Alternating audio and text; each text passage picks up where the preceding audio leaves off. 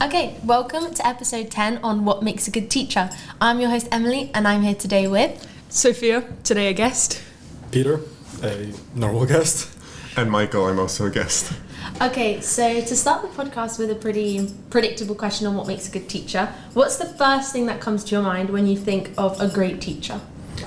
I think someone that's nice and treats their students with respect, like not that they have, because sometimes teachers treat students like they have way more power over them, and I feel like a teacher that just sees you as an equal, but also is like really helpful and just you can tell that they're passionate about what they're doing. I think those are kind of qualities of a good teacher. Mm-hmm.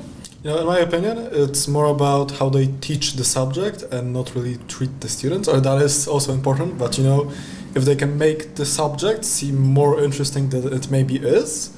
So like, for example, math is a fairly interesting subject in this regard. Many people don't like it not really because, I don't like it because I'm somehow born with the inability to understand math, but just they have never seen an interesting part of math. They have always seen just, kids, hello, you're gonna do this and this question, I'm just gonna sit here, good job, try something, whatever. And a lot of people really are introduced into maths that way, and they don't really see and feel that it's something that they want to learn. And you know, in learning, it's quite important to not be forced to learn something as much as they make you be interested in it. So you just make yourself want to teach yourself a subject. I can very much agree with the maths example because until like year 10, I think in primary school I liked maths because, you know, I was like, I've always been quite good at maths. So I was in primary school, I'd go with a special group that would like go outside the class and do like some harder maths. And I quite liked that. But then when it came to secondary school, my maths teachers, most of them were really bad. And I just didn't enjoy the subject anymore. Even though I was still good at it, I just didn't enjoy it. And then I didn't even want to pick it for A-levels. But then I had some really good teachers in this school who made me like it again. And now I'm doing maths A-level and further maths A-level, and I'm going to study maths at uni. So they're doing something right. Yeah. I'd say also it's important for a teacher to be very empathetic with each and every student, because you can teach a subject broadly, but you also have to find the times when you have to be specific for certain students, like when teachers know that you might need some extra help and they might understand the way you think, then that's really a good quality, because then the teacher can also help and explain certain topics in a certain way which is beneficial to different students. So. But how important do you think it is? Like, how much of a difference does a teacher make on the subject? So like you were saying, you really liked maths and then you didn't because of the teachers. Mm-hmm. Do you think like that's like, if a teacher is bad, then it ruins the whole subject for you? Definitely. Because I had this teacher that I really, really hated, and then I just didn't want to go to maths lessons at all because of her. Yeah, I had the same thing. Like, it was, even though I loved the subject, just in spite of the teacher, I didn't want to go. It was a similar issue when I was deciding my GCSEs. You weren't sure which subjects you wanted to take, and you could choose to do the Geografía and Historia to get the ESO. And then I did do it in the end, but I wasn't very sure about it because I wasn't good at the subject, and it was difficult to learn with the teachers because as a non-native person. But then I didn't choose something else in spite of the teacher. I did end up doing the ESO certificate because it was important to do what I wanted or needed. You know, for me, it's not as much as if I like the teacher or not, because, you know, as much as I have certain feelings towards certain teachers in my life that have been and are maybe still there, but most have been in Poland. So a lot of them weren't really that good because education in Poland is kind of not that great. The teachers are underpaid, and most of them are at the age where they should have retired 10 years ago, but they can't really retire, so they're just going to stick around and make your life a living hell. But you know, it really depends on what you really want to do in life, as much as it depends on how much you like the subject. Because, for example, I am not an eagle in maths. I am not good at maths. I am terrible at maths. I have certain feelings towards math that could border on me hating it. But, you know, we have to live with it because I want to study ICT, and, you know, you have to kind of know maths. So it's pretty much just comes to me that you have to power through it, even if you don't really like the subject, if you feel that it's going to be necessary in your future. So, you know, you may hate the 2 years and the teacher may be terrible, but, you know, you gotta do what you gotta do. Okay. And when it comes to teachers, what's more important to you? A teacher who's like passionate about their subject and clearly like loves the subject and like makes the lessons more fun, or someone who like really knows what they're talking about and is more knowledgeable? Well, I'd say the best way to answer that is a mix of the two, but if I had to choose one, I'd probably say the first one, because let's just say that we are in the age where pretty much education isn't really tied to a single place. We don't need a teacher to learn, and at home we can't learn at all, and we can only revise what we've done in school. We have new tools like AI, like ChatGPT, which allow us to get our stuff explained to us by said artificial intelligence. So, as much as I would say that a teacher should know what they're talking about and, should be able to explain it very clearly, I would rather have someone who can make those 8 hours a day interesting, and someone who can really put me in the feeling that I want to study this, this is what I come here to do. And, as much as I maybe won't learn as much with that teacher as with the other teacher, I believe that I can make that up at home and still enjoy that time in school as much as I would enjoy spending that time at home playing video games or whatever. So, it really just balances out at this point. I do agree. Having a passionate teacher, in my opinion, is even more important, because I feel like if you're passionate about a subject, you're going to understand it well anyway. And we, for example, my math teacher that I have is very passionate about the subject and likes to show us very interesting things that they see in, for example, our further maths lessons, and then where it's an easier way to understand. It's still related to the course, but then it helps us to understand the topic better because we see it in a more fun way than just the material that we're looking at. And then that doesn't just teach us what we know in school, we also get this broader opinion. So I do think like having a passionate teacher helps you to enjoy the subject, and then you learn new things and you're like, oh wow, that's really cool, than just understanding, okay, so that's a fact and that's it. I think a passionate teacher definitely makes it more fun and more enjoyable to go into the lessons. But I also really like having a knowledgeable teacher, because like, for example, in history, I really like just knowing all sorts of like random facts. And like a lot of the time in lesson we're like reading the textbook, and then I just quickly Google something like small that's like not really relevant to the course, but I just think it's fun to know. Or but like in history as well, I can just ask Mr. Wright, because he knows like a lot of stuff about history, and you can tell he like knows a lot. So I always ask him like the most random questions, like about the kind of weapons they use in the Civil War and stuff that's not relevant to the course at all, but I find it really interesting, and he always has a perfect answer for me. I'd actually agree with you that I would prefer having knowledgeable, because sometimes passionate, like I've had teachers that are clearly very passionate in the subject, but like more towards the curriculum, and they like kind of ramble and I don't really understand and I get a bit like lost. Whereas if they're more knowledgeable, they're more like straightforward, and even though their lessons may be like more, I guess, boring you could say, but it's only like 50 minutes and at least I'm like retaining information, and then I don't have to do as much at home, which I would much rather do. Yeah. And then another one is, has a teacher ever inspired you to go on and do something outside of the classroom? And if so, what and how? Well, 100%, most definitely. We learned some things in school, like if you do further maths A level, we were learning about these different methods and these different techniques you can use to understand different graphs, and it was very interesting, and I ended up searching more of that because I found that to be a really cool method, and I ended up finding some actual artistic patterns related to the maths. And it was just really fun to see how I could link this part of maths with something completely different, and I think that I definitely did that because I enjoyed the way that it was presented to me by my teacher, and it was very interesting to see how they explained it to me and presented it so that I could go home and then be able to use the knowledge I've been provided to find out more. Yeah, that just really depends on. I had a few of these sort of situations, but it was it was better to say this way. It was less the teacher really making me interested in it, as I just already had a certain idea of the subject and wanted to get myself interested. But a great example of a subject that kind of does this as the thing it's supposed to do, is graphics. In graphics, we don't really do as much in class, as we're kind of maybe not told to, but inspired to do stuff outside of class, to go outside, take photos, take different observations of the world around us, and try to understand more than just create. We're trying to, I wouldn't say mimic the world around us, but try to understand what sort of rules and what sort of relationships does stuff have.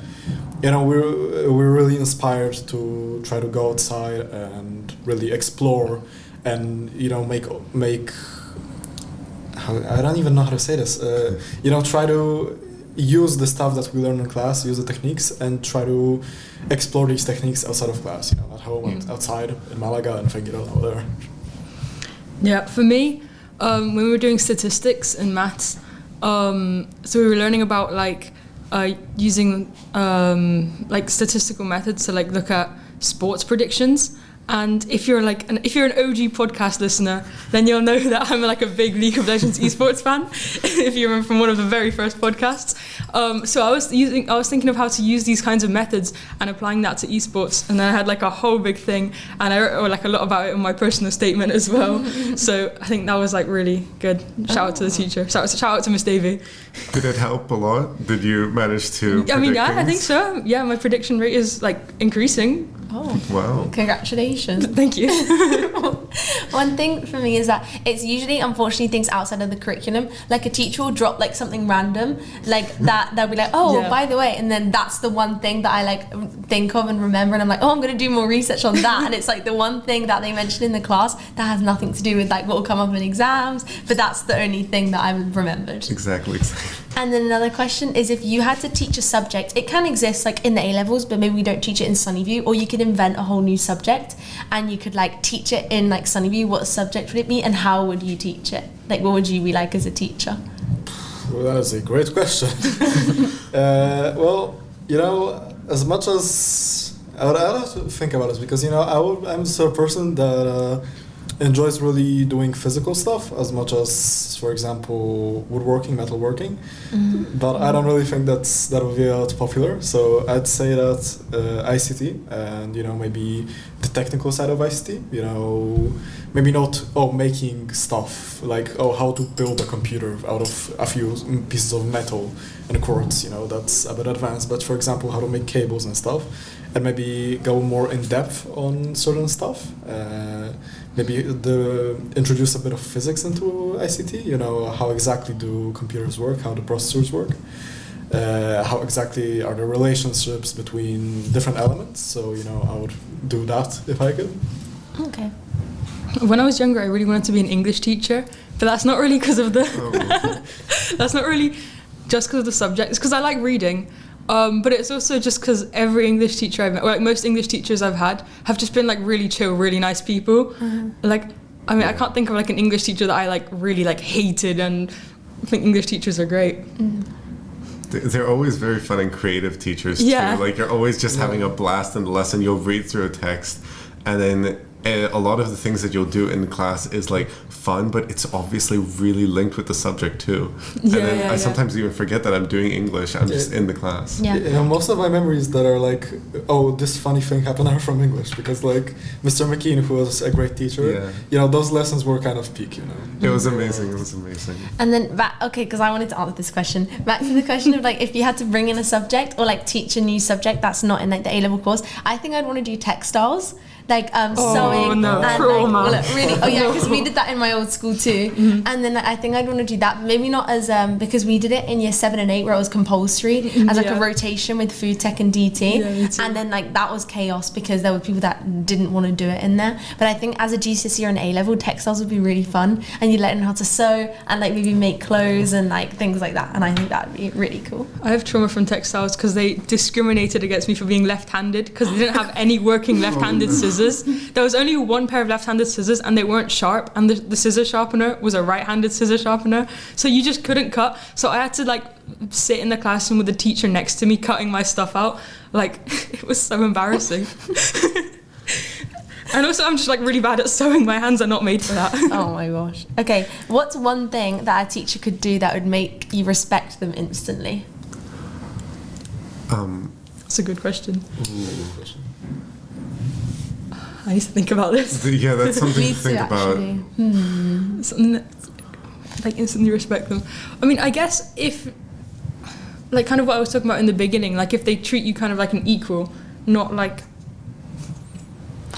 But But that's you know? tricky because then Like, I would yeah. say like, because I don't like then that teachers doesn't- too much, that like, I don't think it's a good balance of like teachers trying to be your friend. Yeah, like I think there's like a good balance, but sometimes teachers go overboard and then Yeah. they just don't want to teach and instead they just want to Yeah. be your And friend they want to too be like the much. cool teacher. Yeah. And it's just like, okay. Yeah. I feel like one of the things that teachers definitely related to that is that they like come to the lesson and they look like they're ready and happy to teach you, and then usually like the smile can be contagious. But of course there's also those teachers that are like super energetic and happy in the mornings, And it's a bit much. It's too much. Yeah. I'm still half asleep. You need to give me a minute to process. And then sometimes they're so energetic and happy that like the actual learning gets a bit lost in their energy. I think one thing that would make me respect them is, well, no, this is just a general like feedback for teachers, is that when they don't leave your team's message on delivered for too long. Yes, actually, yes. It's like when they reply to you, and then or like when you message them at the end of the day or like on a Friday, and then they're just out of office for the whole weekend. And I understand that obviously you're not going to message them on like the thing, or it'll be like you really need something, and then they won't reply till like 2 days later. Yeah, And it's or like, oh my God. or you need something like desperately now, or like in the next day. Yeah. And then they won't read it that day, they won't reply. And then like 2 weeks later they read it and just don't say anything. Yeah, there's an even worse thing when they don't read it, or they just read the pop-up that appears on the screen, and then a day or 2 days later, in school, I saw your message, you know. Yeah, This is sorry, it. message. But yeah. Okay, what is like, what does a teacher do when you need help, or like you're struggling, that you think is really good, like a method that they can help you, like that is useful? Sort of just like explaining it again in more detail, but also like helping you understand it. Like they're not just telling you, but they're like helping you like learn it. But they're also teaching it in like telling it to you in like a more general way than like for the specific question. Because sometimes they tell you need to do this for this question, but then I'm like, okay, but what about the next question? Yeah, and like, then it'll come up in like another format, and it's like, okay, but now I don't know how to do it. Now I'm lost again. Yes. So it's, if they teach you like in a general way, like, Yeah. so if you see these kinds of questions, you've got to do these steps. And it's even worse when it's this sort of situation, but the new questions are the homework, because then it's terrible. Oh yeah. So you think you're prepared for it because you did the questions in class with the teacher and it made sense, but then you go home and you do the homework and it's a different style and you completely forgot how to do it. But Okay, and what's one giveaway? So like when a teacher enters the classroom and like within the first 5 minutes of the lesson, they haven't necessarily need to say something, but what's one giveaway that you know they're in a bad mood, like you can feel it? Like how does it show? They just walk in like really like with a purpose, and then they're like, Like they walk in and the aura coming off them is you just instantly like, know. oh no. they're just like, you can feel like in their footsteps the way they walk. The way they like, walk, because I feel like we know our teachers like mannerisms very well Yeah. now, and then you know like the second like they step in, the way Like, they if they like kind of- open the door, the way they put Yeah. the books on the table, you're like, oh god, this is gonna get them in a good mood. Yeah, like if they slowly walk in, okay, it's a good lesson. But if they like kind of storm in, then you're like, red flags. exactly, you're sitting there, you have these lessons every day with the teacher, and then there's suddenly this change Yeah. and you recognize they're in a Yeah. bad mood. And sometimes the class will just go dead silent right after Yes. that because you'll Yeah, see it. everyone knows. Everyone just knows. But there's Yeah. also the times that no one seems to notice except for you. Yeah. And, And they then- just keep talking and then they get mad at the whole Or like class. they're Yeah, and asking they get stupid really mad. questions, and you're like, they're clearly not in a good mood. Like guys, come on. You know it's real bad when sarcasm appears. You know that is that is God. just hide under the desk. You know, just in the fetal position. Just please don't, please not me. Yeah, and people keep talking, and you're like, oh my god. And like even I start to like go into my lecture a bit. I'm like, oh. I'm no. just like looking down at my book so they don't look at me. Yeah, I know. Okay, and then what's something you wish teachers knew about students that would make learning more fun? Like something that they don't really do, or something they do, which like everyone hates. I I think. like working in teams more. Oh, me I feel too. like Teams pair is- work and stuff. Yeah, I like group work, and to be honest, presentations, which I know a lot of people don't Yeah. like, but I don't mind them. Yeah, I like them we as don't well. do that many like group work tasks in like A level. I don't see it much. No. I know. Yeah, enrichment was, I think, the last one that we did. Enrichment, and then I think maybe in some practical work in like physics or chemistry, Yeah. but I only do the sciences, and we don't really have many more projects compared to that. That's annoying. You know, comparing to year 11, year 10, it's pretty much zero for me. Exactly, Yeah. exactly. I think there's less, but I didn't think there was that many in like year 10 either. No, like in year standard 10, year 11 for us, Really, it was I quite don't- a lot of projects. I don't think so, but I really like those maths lessons where we're working in like pairs or threes, and then she gives us like some questions and we're working them out together. Those are like my favorite lessons. And then in history as well, like last year we did some presentations, this year we haven't done any. But I like those group works. Yeah, I remember the history presentation. I did the history, but I helped them with them. I was sitting with Sam. Oh yeah, this, yeah, 1946. Yeah, no, you got that wrong. Yeah, change that. Sorry. Yeah, sorry. Another thing that I do think that teachers about students like that they should know is I feel like a lot of the time we might even go over something, but by the next lesson some students will forget it. So I even make this mistake when I'm like helping with the club is I don't realize that they know everything that I know, and that can be frustrating for them and for me because I'm trying to explain it, but I do realize then that they don't know it. They don't understand these basic things, which I thought that they already knew in order to explain the next topic. So sometimes just like looking at the class and then seeing if there are confused faces from the very start to see if you should go over like the basic things one more time or just recap it. Because I know even though they're like, oh, if you're ever confused, just ask. But a lot of the times you don't ask. Yeah, like you just. I carry really don't on. like asking for Me help. neither. And then they like move on very quickly, and then because they've already moved on, I feel bad asking, which I know I Yeah, should. that's And they always say like don't, and I know they wouldn't mind if I went up and asked them, but it's a bit like oh god, Yeah. like I feel like they're just going to be like that. I should have been listening, but I just didn't understand. Especially if everyone else in the class gets it, Yeah. and then you're the only one who doesn't get it, and you don't want to be like, oh, can you explain that again? And then everyone else is like, annoyed oh. because I know like when I get it and then someone doesn't get it, I don't mean this in a bad way. Like obviously, if you don't get it and then you need the teachers to explain, like completely respect that. But sometimes it's like It just feels annoying like I'm having ready to to wait. move Like on. I'm ready to move on. Like if it was like the teacher gave us some questions to do and then she goes and helps you, like that is like I think good. But if it's like now the whole class has to stop to help with one person, it's like annoying for me. But yeah, and then I also don't want to be that person. yeah. It's kind of embarrassing. But Yeah. you know, I think teachers kind of, you know, I think it's with every job, you know, you see that complacency because, you know, they've been doing the same material for the last 10 years, every day, every Monday, Tuesday, Monday, Friday. And, you know, they kind of forget how hard certain elements can be. And, you know, they already have a set idea. Oh, okay, this is hard, this is easy, this we should use more time, this we should use less time. And, you know, they kind of lose that perspective of seeing something for the first time. And, you know, many students, including me, of course, you know, see a subject and with the teacher thinking, oh yeah, this was easy for me because I already know this because I've been teaching this for 10 years. For me, it's something completely mind-blowing and what am I even looking at, you know? Yeah. And sometimes even the book kind of forgets that we are not supposed to know this yet and kind of just like, oh yeah, this is this. 5 lines of text for something that took me 20 hours to understand, for example. Yeah.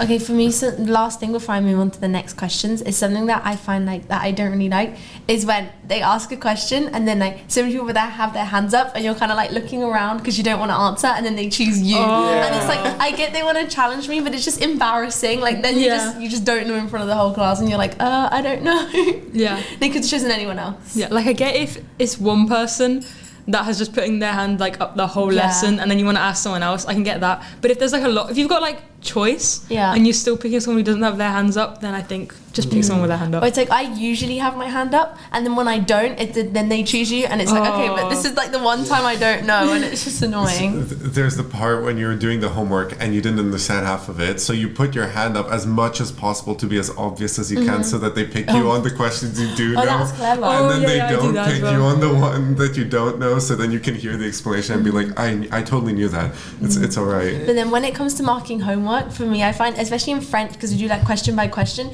it always comes to my turn on the question I know I got wrong. Like I would have gone them all right, and then it would get to the one question I got wrong, and then it would be my turn to like say the answer. That's terrible. It is terrible. You know, the worst part about me for this is the fact that, you know, I've been in Poland, I've used this strategy where, you know, for the first 2-3 weeks of school, you just constantly hand up, you know, try to get the teacher's attention. And, you know, you're vouching for the fact that, oh, you know, the teacher is going to think, oh, this student is very good, I'm not going to ask him that much. But, you know, sometimes that backfires. And, you know, 1 year in my life, it was truly not fun because the teacher really thought that I was that good. And for the 9 months, I was asked every lesson, pretty much every question. And I did not know half of them. So just like, I'm not really feeling too well, miss. You know, maybe someone else should try, maybe. And you know, it's terrible in Poland because you can actually get a U for like answering a question wrong when the teacher picks it. It's crazy. What? So yeah, that's pretty much just try to hide under the table at this point. Okay, we've got about 5 minutes left, so I've got some would you rather questions with some teacher scenarios. So would you rather have a teacher who gives a lot of homework but grades really quickly, or one who gives barely any homework but takes forever to grade? No, absolutely forever to grade. We don't like, you know, homework. out of mind, out of heart, you know. But yeah, like also depends on how much homework there is, you know, because like he can give like one assignment a week, and it's just just do it for next week maybe, and I'm gonna grade it in 2 weeks. But you know that assignment has 20 questions, which are all like no, like barely any. Oh, barely any. Yeah. Like, I'd say yeah, I'd prefer it to be graded for a longer time. You know, you really get to think about your answers. You know, you really get to fear how badly you did. You know. I feel like my opinion has changed depending on the year I'm in, because in the younger years I would very much not like any homework, and I don't mind if they grade it slowly, but I've reached the point I don't want a lot of homework. Like that part is not something for me. But then again, to get my results back and get information back quickly at this point in your life is really important. So I'd have to pick that one, even though I would dread the homework. It's too much homework. There's a good amount where it helps you to revise things, and then there's a excessive. I think for me it depends on the subject, because I think for maths, if I don't mind doing like a little bit of maths questions here, just put on some Spotify and just relaxing, whatever. And then if she marks them quickly, that's great. But for like history, like it's like a whole essay, and I've got to think about it. And like, you know, I've got it's like long, and I've got like my textbooks, and I've got my sheets, and I've got all my information, and I've got to like think about this for a long time, and I'll write a paragraph here, and then I don't want to do it. So for history, definitely the second one, because I don't really like doing history homework, but for maths I wouldn't mind the first one. Relaxing math homework. Yeah, it's not that bad. It's not that bad. No, I agree with you, but I would say I don't know, because it also depends how stressed I am in general. Yeah. Because if that's the only thing I have to do, just like the one piece of homework every day, then it could become a bit like routine. Like I just do, okay, it's this subject's homework time. But then if it's like, I've got this and that, and I've got a test for that subject, then it becomes like a lot. But then the grading quickly could be like really useful at this point in like our life now. So I don't know. Yeah. I feel like I wouldn't want it, but it'd be more beneficial. I'd thank them later. And then the next one is, would you rather have a teacher who lets you choose all your own projects, or someone that assigns you everything? Is it group work? Let's say it's like presentations you get like your, like, you know, on your specifications you have like a topic overview. Yeah. It's like, do anything in that, or they assign you everything. But like, are you working with a group? Because I feel like it also depends if you're with a group. If you're working with a group, then you're working with a group. Then I'd say maybe we can let the teacher choose, unless we all come to a unanimous decision. Okay. If not, then if it's like a topic that they pick, then maybe we can like use our skills together, and sometimes that might be better. But I do like doing my own projects, because then I can help others understand something I'm good at, and they can help me understand something that they understand, and then we get these different opinions. Definitely what the teacher assigns, because then that's more specific. Because I feel like if you've got the whole spec and then they're like, now do something with it, it's just too broad, and then I don't know what to do, and then maybe I'm like not putting in enough information. But if it's something specific, especially because the teacher knows what's like difficult and what people are struggling with, so then they'll be like, okay, you got to do this part of the course that's like quite difficult, and then you spend more time on that and you go into detail with it, so then I feel like you know it really well. Like I feel like learning, when you do a presentation, I just feel like I know that part of the course so well. Yeah, you know, for me it really depends on more the subject, you know. As much as I would say, absolutely we would be able to pick, but you know, that really just depends on how much we understand.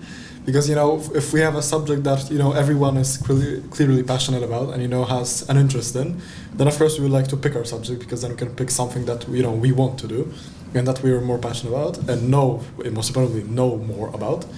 But if it's like a subject where we're pretty much either indifferent or just completely green, we don't know what's what, then I'd absolutely prefer the teacher assigning us work, because then at least we've got something to start on, and not we'd spend a day just deciding what to do, because we don't know anything about these subjects or these topics that we have to do a presentation on. Yeah, I think I would let them assign me, because I'll always choose the thing I know best already. Yeah, so then it's probably better if they assign it to me, because then I'll just end up not knowing it. Okay, last question. Would you rather have a teacher who gives random pop quizzes quite frequently, or one who never gives you like pop quizzes but surprises you occasionally with like a big test? Random pop quizzes, because I actually love random pop quizzes. They're so fun. That's what I'm about to say. Agreed, because then if you like throw me an exam suddenly, like a full pass paper, a full pass paper with all the course information, I didn't have time to look over. Like, I'll probably forget the things at the very start and only know the things at the end. But if I have pop quizzes, I check my knowledge every now and then. So then I'd probably be able to find the pattern of the pop quizzes. Every time it's a Monday or every time it's a Tuesday. But I see the appeal of having just a big test at one point, because you could absolutely guess that there is a test. Maybe the teacher, of course, depends on who the teacher is. So maybe they'll start hinting at hey, do this, maybe try this past paper. Absolutely do that. But I will have to stick with the random pop quizzes. As much as I would dread just being, it's a great Monday morning, there's nothing better than, it's a business pop quiz. That's great. Yeah. Okay, I will also choose pop quiz. Yeah. But that was the end of the podcast episode. Thank you for coming, and see you next week. Thank you for inviting us. Thank you. They went fast. That was fast. I'm so